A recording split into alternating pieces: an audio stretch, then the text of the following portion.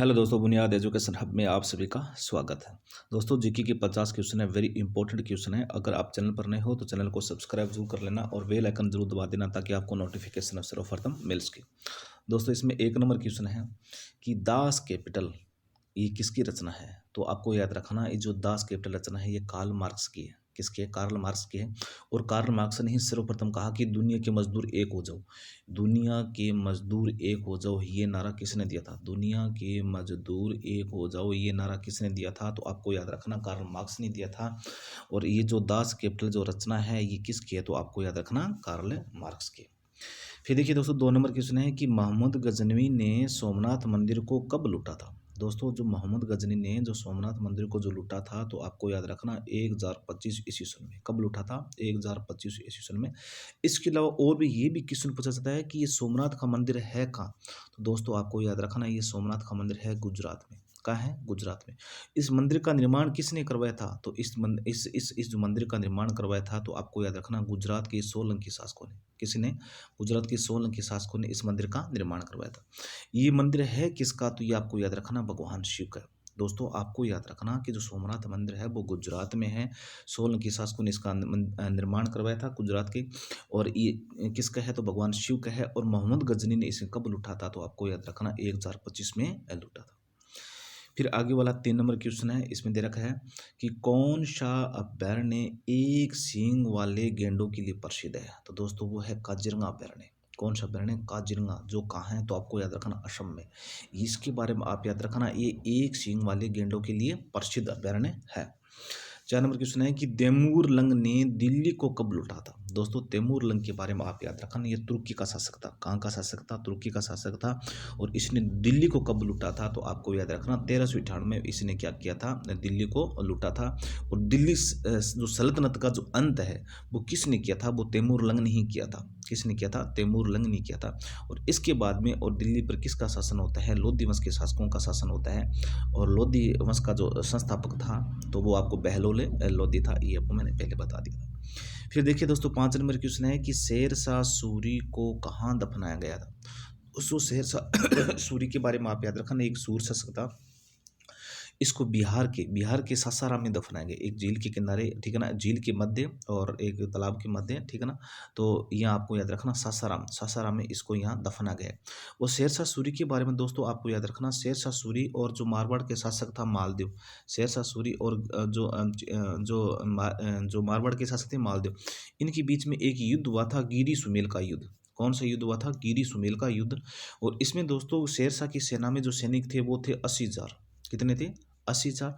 और मालदेव की सेना में सैनिक कितने थे? सिर्फ 8,000 थे। कितने थे? सिर्फ 8,000। इनमें से कम आधे जो सैनिक है वो मालदेव की वजह से चले गए थे, क्योंकि शेरशाह सूरी ने क्या किया था? षड्यंत्र रचा था। और इस युद्ध में क्या है कि शेरशाह सूरी की जो विजय तो हुई थी, लेकिन हार होते होते उनकी क्या हुई थी? विजय हुई थी। और इसी विषय में शेरशाह सूरी ने कहा था कि मैं मुट्ठी भर बाजरे के लिए हिंदुस्तान की बादशाहत खो देता। फिर देखिए दोस्तों, आगे वाला क्वेश्चन है 6 नंबर क्वेश्चन, ये जनरल साइंस का क्वेश्चन है। इसमें क्या रखा है कि न्यूट्रॉन की खोज किसने की थी। दोस्तों, न्यूट्रॉन की खोज की थी जेम्स चैडविक ने। फिर दोस्तों ये भी पूछा जाता है कि इलेक्ट्रॉन की खोज किसने की थी। इलेक्ट्रॉन की खोज की थी, आपको याद रखना, जे थॉमसन ने। किसने की थी? जे थॉमसन ने। फिर प्रोटॉन की खोज किसने की थी? तो प्रोटॉन की खोज की थी दोस्तों गोल्डस्टीन ने। किसने की थी? गोल्डस्टीन ने। और प्रोटॉन की खोज की थी, इलेक्ट्रॉन की खोज थी जे थॉमसन ने, और न्यूट्रॉन की खोज की थी जेम्स चैडविक ने, ठीक है ना। इसके अलावा दोस्तों आपको याद रखना कि ये जो न्यूट्रॉन है ना, ये आवेश रहित कण है। क्या है? आवेश रहित कण है। प्रोटॉन और इलेक्ट्रॉन, तो प्रोटॉन पर तो आपको याद रखना धनायन होता है, और इलेक्ट्रॉन में क्या होता है? ऋणावेश होता है। इलेक्ट्रॉन पे क्या होता है? ऋणावेश होता है। इस पर क्या होता है? धनावेश होता है। ये ऋण से। और परमाणु के नाभिक में प्रोटॉन और न्यूट्रॉन होते हैं, और इलेक्ट्रॉन क्या करते हैं? इसके चारों ओर चक्कर लगाता है। फिर देखिए दोस्तों, आगे वाला क्वेश्चन दे रखा है 6 नंबर क्वेश्चन, ये भी जनरल साइंस का क्वेश्चन है। इसमें दे रखा है कि परमाणु रिएक्टर में मंद के रूप में किसका प्रयोग किया जाता है। दोस्तों, जो परमाणु भट्टी होती है, जो परमाणु रिएक्टर होता है, इसे मंद के रूप में भारी जल का उपयोग किया जाता है। और भारी जल का जो सूत्र होता है, तो आपको याद रखना D2 होता है। क्या होता है? D2 होता है। और साधारण जल का सूत्र क्या होता है? H2 होता है। और भारी जल का सूत्र क्या होता है? D2 होता है, ड्यूटेरियम ऑक्साइड, ठीक है ना। और भारी जल की खोज किसने किया था? तो यूरी और वासवर्न। यूरी और वासवर्ण, ये दो वैज्ञानिक थे और इन लोगों ने क्या किया था, भारी जल का उपयोग किया था। और भारी जल और ग्रेफाइट का जो उपयोग किया जाता है वो दोस्तों आपको याद रखना परमाणु भट्टियों में मंदक के रूप में करते हैं।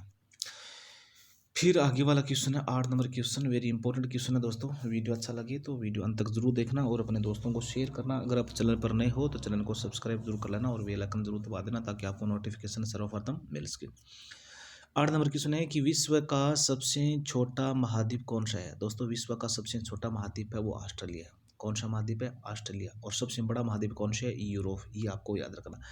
एनसीसी की स्थापना कब हुई थी, तो दोस्तों एनसीसी की स्थापना 1948 में हुई थी। कब हुई थी, 1948 में एनसीसी की स्थापना हुई थी। National cadet corps, national cadet corps इसका पूरा नाम है। और 1948 में एक स्थापना हुई थी और ये एनसीसी एक अर्धसैनिक बल है। फिर क्या है, अमजद अली खान कौन सा वाद्य यंत्र बजाते थे। दोस्तों अमजद अली खान है तो वो आपको याद रखना सरोद, सरोद जो वाद्य यंत्र है वो बजाते थे। फिर भारत का सबसे ऊंचा जलप्रपात कौन सा है। दोस्तों भारत का जो सबसे ऊंचा जलप्रपात है वो जोग या गरसुपा है, जो कहाँ है, तो आपको याद रखना ये कर्नाटक में है। कहाँ है, कर्नाटक में है। और किस नदी पर है, तो आपको याद रखना शरावती नदी पर। किस नदी पर है, शरावती नदी पर। आपको याद रखना है कि भारत का जो सबसे ऊंचा जलप्रपात है वो जोग जलप्रपात है, वो शरावती नदी पर है। और वो कहाँ है, तो आपको याद रखना कर्नाटक में है। फिर देखिए दोस्तों आगे वाला क्वेश्चन है 12 नंबर क्वेश्चन। इसमें दे रखा है कि चंद्रमा की पृथ्वी से दूरी कितनी है। दोस्तों चंद्रमा के बारे में आप याद रखना, चंद्रमा पृथ्वी का एकमात्र प्राकृतिक उपग्रह है। चंद्रमा पृथ्वी का एकमात्र प्राकृतिक उपग्रह है, ठीक है ना। और चंद्रमा से जो पृथ्वी की दूरी है तो दोस्तों वो आपको याद रखना लगभग 3,85,000 किलोमीटर है। लगभग 3,85,000 किलोमीटर इनकी क्या है, दूरी है। फिर क्या है कि विश्व यानी कि विश्व का सबसे कम जनसंख्या वाला देश कौन सा है। दोस्तों विश्व का जो सबसे कम जनसंख्या वाला देश है वेटिकन सिटी है। कौन सा है, वेटिकन सिटी जो यूरोप में। इसकी जनसंख्या शायद लगभग 845 व्यक्ति है, ठीक है ना। और विश्व का सबसे कम जनसंख्या वाला देश है।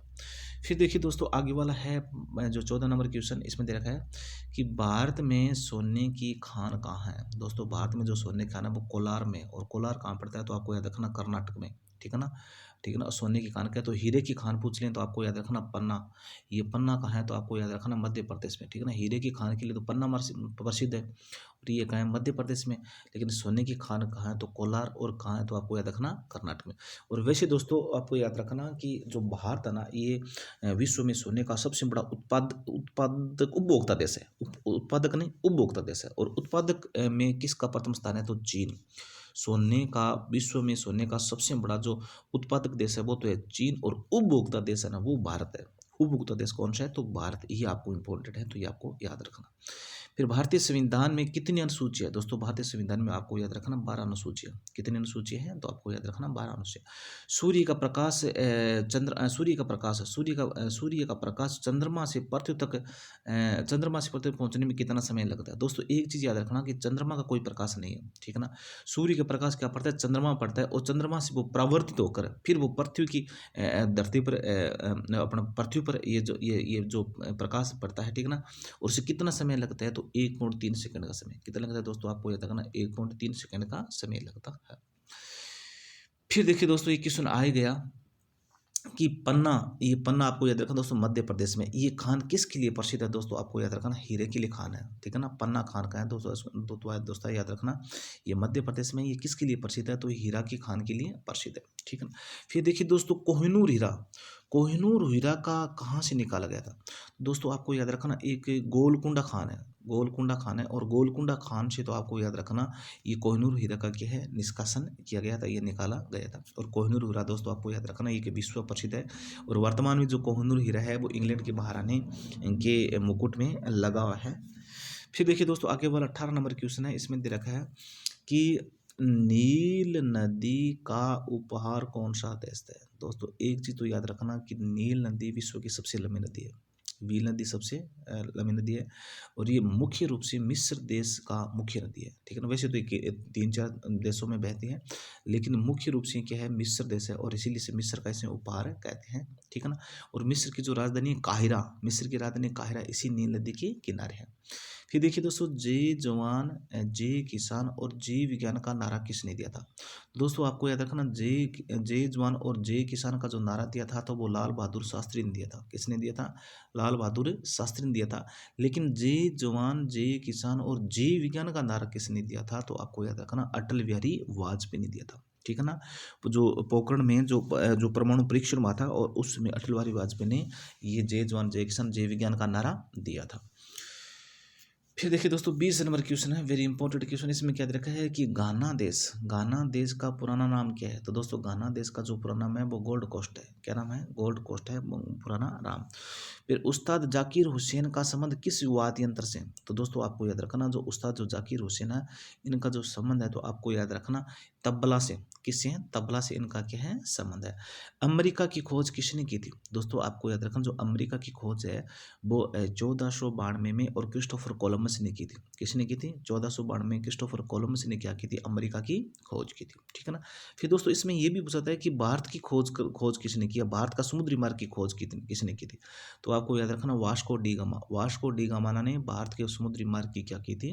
खोज की थी। फिर है दोस्तों 23 नंबर क्वेश्चन। इसमें दे रखा है कि कांग्रेस वंदे मातरम को सर्वप्रथम कांग्रेस के किस अधिवेशन में गाया गया? दोस्तों वंदे मातरम को सर्वप्रथम कांग्रेस के 1898 में, नहीं सॉरी, हाँ 1896 ईस्वी में कोलकाता अधिवेशन में गाया था। फिर देखिए दोस्तों, वंदे मातरम की रचयिता कौन है?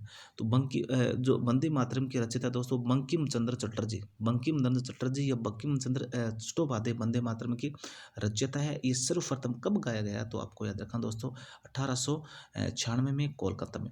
फिर देखिए दोस्तों, जो भारत का जो राष्ट्रगान है वो जनगण मन, और जनगण मन की रचयिता कौन है? तो आपको याद रखना दोस्तों रविंद्रनाथ टैगोर। कौन है? रविंद्रनाथ टैगोर। और ये भारतीय राष्ट्रीय कांग्रेस के किस अधिवेशन में गया था? तो आपको याद रखना 1911 में। और सर्वप्रथम ये जो जनगण मन अपना जो राष्ट्रगान है ये गाया गया था, और जो अपना जो राष्ट्रीय गीत है तो वो 1896 में गाया गया। फिर देखिए दोस्तों, ये जनरल साइंस का क्वेश्चन आ गया। इसमें देखिए कि सापेक्षता का सिद्धांत किसने दिया था? तो दोस्तों आपको याद रखना, जो सापेक्षता का जो सिद्धांत है ना वो अल्बर्ट आइंस्टाइन ने दिया था। किसने दिया था? अल्बर्ट आइंस्टाइन ने सापेक्षता और अपेक्षता का जो सिद्धांत किसने दिया था? तो अल्बर्ट आइंस्टाइन ने दिया था। वायुयान की खोज किसने की थी? दोस्तों वायुयान की खोज के बारे में दो भाई थे, एक का नाम था ओलिवर और विलो राइट बंधु थे। इन दोनों राइट बंधुओं ने क्या किया था? सबसे पहले और वायुयान की क्या की थी? खोज की थी। ये वायुयान में सबसे पहले इन लोगों ने उड़ान भरी थी। 7 पहाड़ियों का नगर किसे कहते हैं? दोस्तों 7 पहाड़ियों का नगर कहते हैं रोम। रोम के बारे में आप याद रखना दोस्तों, ये इटली की राजधानी है। ये इटली की राजधानी है। इसे विश्व की साम्राज्ञी के नाम से भी जानते हैं, 7 पहाड़ियों का नंबर के नाम से भी जानते हैं। फिर देखिए 27 नंबर क्वेश्चन है कि शक संवत को राष्ट्रीय पंचांग के रूप में कब अपनाया गया? तो जो शक संवत है ना, इसके बारे में देखिए। शक संवत की जो शुरुआत होती है ना तो वो आपको याद रखने 78 ईस्वी सन में होती है। ठीक है ना। कुषाण शासक था कनिष्क। कुषाण शासक कौन था? कनिष्क था। और कनिष्क जब राजगद्दी बैठा ना, कब बैठा था? 78 ईस्वी सन में। और इसी दिन क्या होती है? और शक संवत की क्या होती है? शुरुआत होती है। अपना जो भारत का जो राष्ट्रीय पंचांग है ना, अपने भारत का जो राष्ट्रीय पंचांग है वो शक संवत पर आधारित है। अपने भारत का जो राष्ट्रीय पंचांग वो किस पर आधारित? शक संवत पर। ठीक है ना। फिर शक संवत को राष्ट्रीय पंचांग के रूप में कब अपनाया गया? तो आपको याद रखना 22 मार्च 1957 को, 22 मार्च 1957 को ये अपनाया गया था। फिर देखिए दोस्तों 28 नंबर क्वेश्चन है। इसमें दे रखा है कि रेडियम की खोज किसने की थी? दोस्तों रेडियम के बारे में आप याद रखना, ये रेडियो एक्टिव पदार्थ है और इसकी खोज किसने की थी? और पीरे और मेरी क्यूरी। ठीक है ना। पीरे और मेरी क्यूरी ने इसकी खोज की थी, और इसी विषय में और इन लोगों दोनों को क्या मिला था? नोबेल पुरस्कार मिला था। ये भी दोस्तों जनरल साइंस का क्वेश्चन आ गया बीच में। इसमें दे रखा है कि कितनी ऊंचाई पर जाने से तापमान 1 डिग्री सेल्सियस की कमी हो जाता है? दोस्तों कितनी ऊंचाई पर? तो आपको याद रखना 165 मीटर की ऊंचाई पर जाने पर और तापमान में कितनी कमी हो जाती है? तो 1 डिग्री सेल्सियस तापमान क्या हो जाती है? कमी हो जाती है। किस ग्रह के चारों दोस्तों वल्य होते हैं? तो दोस्तों वल्य वाला ग्रह कौन सा है? तो वो आप सभी को पता है दोस्तों, शनि है। कौन सा है? शनि। और ये विश्व का सबसे बड़ा ये दूसरा सबसे बड़ा ग्रह है। सबसे बड़ा ग्रह कौन सा है दोस्तों? आपको याद रखना बृहस्पति है, ठीक है ना। बृहस्पति सबसे बड़ा ग्रह है और इसे इसे अपन पीला ग्रह भी कहते हैं। और सबसे छोटा ग्रह कौन सा है दोस्तों? बुध है, ठीक है ना। सबसे छोटा ग्रह कौन सा? बुध है। तो और सूर्य के नजदीक ग्रह कौन सा है? तो वो भी बुध है। और सूर्य की कम समय परिक्रमा कौन करता है? वो भी बुध है। इसके अलावा दोस्तों शुक्र ग्रह के बारे में आप याद रखना। शुक्र ग्रह को पृथ्वी की बहन भी कहते हैं, भोर का तारा भी कहते हैं, सांझ का तारा भी कहते हैं, प्यार और सुंदरता की देवी भी कहते हैं, प्रेशर कुकर ग्रह भी कहते हैं, सबसे चमकीला ग्रह है।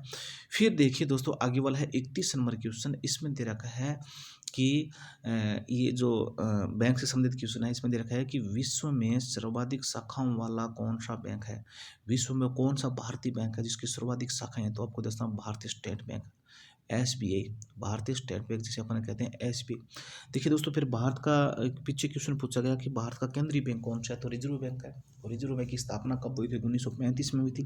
और फिर रिजर्व बैंक का मुख्यालय कहाँ है? तो दोस्तों आपको याद रखना, रिजर्व बैंक का मुख्यालय पहले 2 साल तक तो कोलकाता में रहा था शुरुआत में, और फिर वर्तमान में जो इसका रिजर्व बैंक का जो मुख्यालय है तो वो आपको याद रखना मुंबई में है। फिर 32 नंबर क्वेश्चन है दोस्तों। इसमें दे रखा है कि सफ़ेद हाथियों का देश कौन सा है? सफ़ेद हाथियों का देश दोस्तों आपको याद रखना थाईलैंड है। कौन सा है? थाईलैंड। कंगारू किस देश का राष्ट्रीय चिन्ह है? तो दोस्तों ऑस्ट्रेलिया। इसके अलावा दोस्तों जो ऑस्ट्रेलिया ना, ये भेड़ों के लिए प्रसिद्ध है। ये भेड़ों के लिए भी प्रसिद्ध है। और कौन सी भेड़ों? ये जो मेरिनो नस्ल की जो भेड़ें ना, ये मेरिनो नस्ल की जो भेड़ें हैं, विश्व प्रसिद्ध जो भेड़ें हैं, वो कहाँ पाई जाती है? ऑस्ट्रेलिया महाद्वीप में पाई जाती है, ठीक है ना। इसके अलावा जो कंगारू है वो भी सर्वाधिक ऑस्ट्रेलिया महाद्वीप में, और कंगारू इन देश का राष्ट्रीय चिन्ह है। फिर देखिए दोस्तों आगे वाला क्वेश्चन है कि सुंदरलाल बहुगुणा का संबंध किस आंदोलन से है? तो दोस्तों सुंदरलाल बहुगुणा का जो संबंध है तो वो आपको याद रखना चिपको आंदोलन से। जिस प्रकार से दोस्तों राजस्थान में जो अमरताबाई सुनिए, अमरताबाई जो खेजड़िली आंदोलन हुआ था, ठीक है ना। इसी प्रकार से जो जो चिपको आंदोलन से संबंधित है तो आपको याद रखना सुंदरलाल बहुगुणा है। और ये किसको बचाने से? तो उनके वनों को, पेड़ पौधों को बचाने से संबंधित है। फिर दोस्तों सन 1923 में स्वराज पार्टी का गठन किसने किया था? तो चित्तरंजन दास और मोतीलाल नेहरू ने, इन दोनों ने मिलकर क्या किया था? 1923 में स्वराज पार्टी का गठन किया था। भगत सिंह सुखदेव राजगुरु को फांसी कब दी? तो आपको याद रखना दोस्तों 23 मार्च 1931, 23 मार्च 1931। तो आपको याद रखना 23 मार्च 1931। इसके अलावा दोस्तों 23 मार्च और 30 जनवरी, 23 मार्च और 30 जनवरी इन दोनों के दिनों को भारत में राष्ट्रीय दिवस के रूप में मनाते हैं। 23 मार्च और 30 जनवरी को भारत में किस रूप में मनाते हैं? तो आपको याद रखना राष्ट्रीय शहीद दिवस के रूप में मनाते हैं। किस रूप में? शहीद दिवस के रूप में बनाते हैं, ठीक है ना। ये आपको याद रखना। फिर देखिए दोस्तों 37 नंबर क्वेश्चन है। इसमें क्या याद रख रहा है कि माउंट एवरेस्ट, देखिए दोस्तों माउंट एवरेस्ट है कहाँ? ये क्वेश्चन पूछा जाता है कि, तो आपको याद रखना माउंट एवरेस्ट नेपाल में। कहाँ है? नेपाल में। और नेपाल में उसे किस नाम से जानते हैं? तो नेपाल में आपको याद रखना इसे सागर माथा के नाम से जानते हैं, ठीक है ना। तो माउंट एवरेस्ट चढ़ने वाले सबसे पहले कौन चढ़ा था? ये पहला चढ़ने वाला व्यक्ति कौन था? ये तो दोस्तों था तेनजिंग नोरगे। तेनजिंग नोरगे जो भारत का था, ठीक है ना। फिर एडमंड हिलेरी, ये न्यूजीलैंड का था, ठीक है ना। इन दोनों ने मिलकर सर्वप्रथम ये माउंट एवरेस्ट को क्या किया था? फतेह किया था। पद्मावत की रचना किसने लिखी? दोस्तों ये पद्मावत बताया जाता है ये कोई काल्पनिक ग्रंथ है, और शेरशाह सूरी के समय इस ग्रंथ की रचना हुई थी, ठीक है ना। और इसके रचयिता कौन है? तो मलिक मोहम्मद जायसी। अमेरिका के पहले राष्ट्रपति कौन थे? दोस्तों अमेरिका के जो पहले राष्ट्रपति थे तो आपको याद रखना जॉर्ज वाशिंगटन थे। कौन थे? जॉर्ज वाशिंगटन थे। और वर्तमान में जो अमेरिका के राष्ट्रपति कौन थे दोस्तों? वो है जो बाइडेन। जो बाइडेन वर्तमान में जो अमेरिका के राष्ट्रपति है। और अमेरिका के पहले राष्ट्रपति कौन थे? तो जॉर्ज वाशिंगटन थे। जर्मनी का एकीकरण किसने किया था? दोस्तों जर्मनी का एकीकरण आपको याद रखना बिस्मार्क ने किया था, ठीक है ना। और जर्मनी का जो तानाशाह था उसका क्या नाम था दोस्तों? हिटलर। हिटलर क्या था? ये जर्मनी का तानाशाह था, ठीक है ना। और मेरा संघर्ष या मीन कैम्प इसकी रचना है। फिर देखिए दोस्तों आगे वाला है जो 41 नंबर क्वेश्चन है। इसमें दे रखा है कि सोजी वतन पुस्तक किसने लिखी थी? तो दोस्तों आपको याद रखना कि जो सोजी वतन पुस्तक है ये मुंशी प्रेमचंद ने लिखी थी। किसने लिखी थी? मुंशी प्रेमचंद ने लिखी थी। अलीगढ़ आंदोलन किससे संबंधित है? दोस्तों अलीगढ़ जो आंदोलन है वो सर सैयद अहमद खान से संबंधित है। किससे? सर सैयद अहमद खान से संबंधित है। किस मुगल बादशाह ने ईस्ट इंडिया कंपनी को सूरत में कारखाना लगाने की इजाजत दी? तो वो दी दोस्तों जहांगीर। इसके अलावा दोस्तों ये भी पूछा जाता है कि जो ईस्ट इंडिया कंपनी की स्थापना हुई थी, ईस्ट इंडिया कंपनी की स्थापना हुई उसमें भारत का शासक कौन था? क्योंकि ईस्ट इंडिया कंपनी की जो स्थापना हुई थी दोस्तों वो 1600 ईस्वी सन में हुई थी, ठीक है ना?